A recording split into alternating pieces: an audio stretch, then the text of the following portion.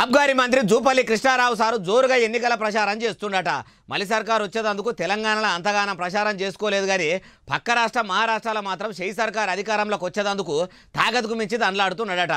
మంత్రి ప్రచారం ఎట్టెట్లున్నది ఏం కథ చూద్దాం పరి.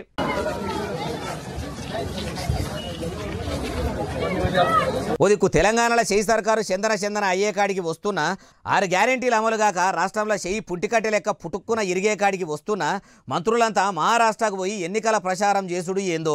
కాంగ్రెస్ సర్కారు రాగానే 100 రోజులనే 6 గ్యారెంటీలు అమలు చేస్తాము, మార్పు తీసుకొస్తాము అన్నారు. గెలిచి ఏడాది దగ్గర పడుతుంటే ఇంకా అమలైతలేవు.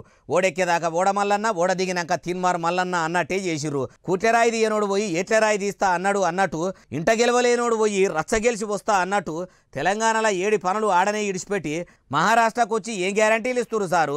మీ తెలంగాణని ఎనుగుల చెప్ప ఎనుగులనే అన్నట్టు ఉంటే మా దగ్గరికి వచ్చి సుధపూస మాటలు చెప్తున్నారని అక్కడి మంది అంటలేరా సారు?